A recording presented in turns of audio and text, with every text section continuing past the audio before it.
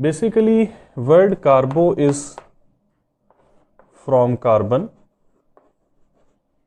and hydrate means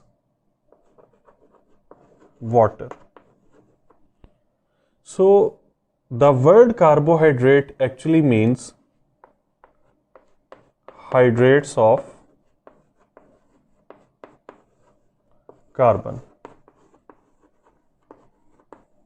So that is the literal meaning of the carbohydrates. Now their general formula is CxH2O(Y).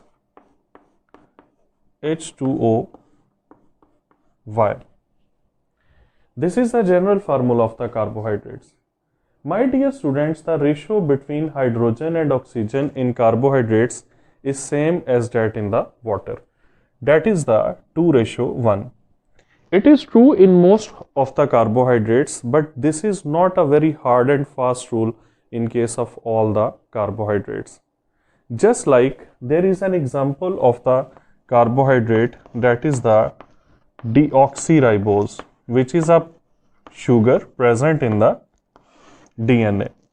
Now the formula of the deoxyribose is C5H10O4.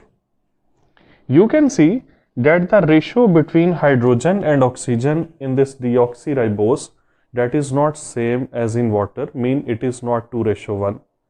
So in most of the carbohydrates, the ratio of the hydrogen and oxygen is same as in water, that is the ratio is 2:1, but it is not true in case of the all carbohydrates.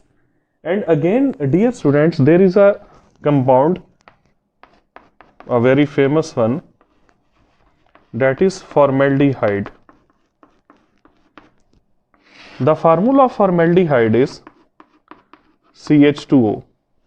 Now in this formaldehyde, again the ratio of hydrogen and oxygen is same as that of water, but it is not a carbohydrate. So in most of the carbohydrates, according to their general formula, it is evident that the ratio of the hydrogen and oxygen is 2:1. But in all carbohydrates, this ratio 2:1 is not valid. And if there is a compound in which the ratio between hydrogen and oxygen is 2:1, it never means that it is a carbohydrate. So in most of carbohydrates, the ratio of hydrogen and oxygen is same as in water, but it is not true in case of all carbohydrates.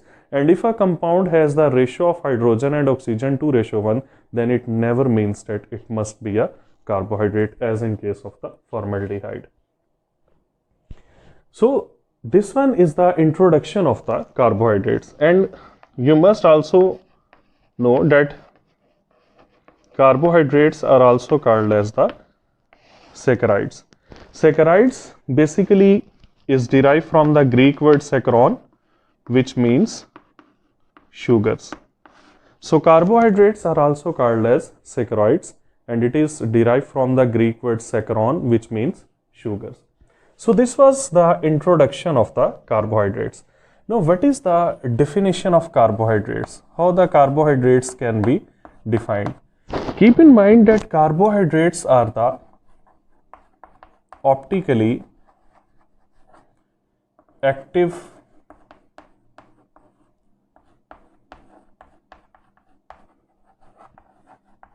polyhydroxy aldehydes or ketones. So carbohydrates, they are optically active compounds, mean they show optical activity. They can rotate the plane polarized light either clockwise or anti-clockwise. And they are polyhydroxy. Poly mean many, hydroxy mean hydroxyl group. So when we look into the structure of the carbohydrates, we see that there are many hydroxyl group in the carbohydrates.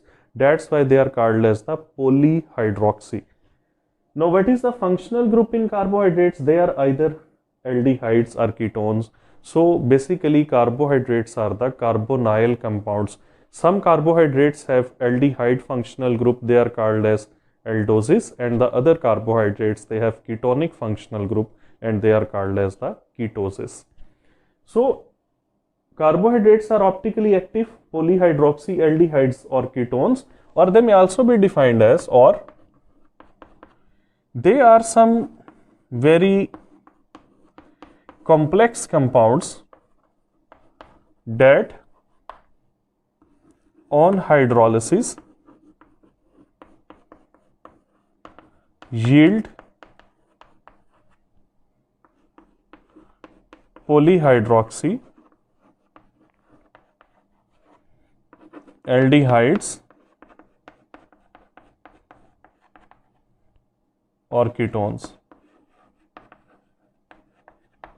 So there is a second way to define the carbohydrates. Sometimes the carbohydrates are very complex compounds. We will talk about this complexity or the complex compounds during the classification of the carbohydrates. So sometimes carbohydrates are very complex compound, and when these complex compounds are hydrolyzed, they yield polyhydroxy aldehydes or ketones. So that is the definition of the carbohydrates. So first of all, we have covered two things. First is the introduction of the carbohydrates, and second one is the definition of the carbohydrates. Now let us talk about the classification of the carbohydrates.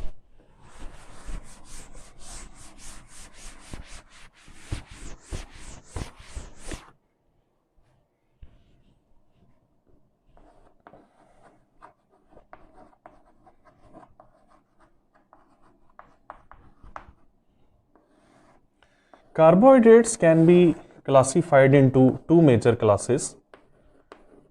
One are the sugars and other are the non-sugars.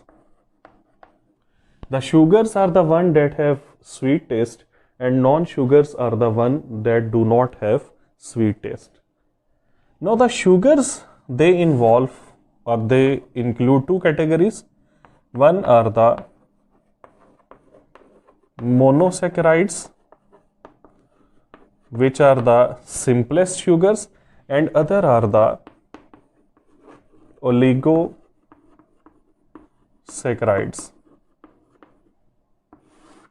Oligosaccharides are basically the combination of 2 to 10 monosaccharides. The monosaccharides further involve or include aldoses and ketoses. Aldoses are those that have aldehyde functional group, and ketoses are the one which have ketonic functional group. And oligosaccharide, because they consist of 2 to 10 monosaccharides, so they can further be classified into disaccharides, trisaccharides, etc.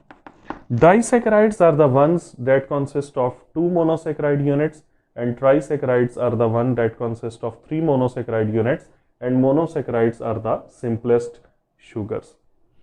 Now the non-sugars which do not have sweet taste, they involve or they include the polysaccharides. And dear students, the polysaccharides are basically the non-sugars or the carbohydrates that consist of many monosaccharide units. And when I say they consist of many monosaccharide units, it means that the number of monosaccharides in the polysaccharides should be greater than 10. And there are very important polysaccharides like starch, glycogen, cellulose, etc. These are the examples of the polysaccharides. And the example of the disaccharides are the sucrose, maltose, lactose, etc. The example of the trisaccharide is raffinose. And example of the monosaccharide among the aldoses, there is a very famous example of the glucose, and among the ketoses there is a very famous example of the fructose. So that is the classification of the carbohydrates. It is just a tree that shows the different classes and subclasses of the carbohydrates with their respective examples.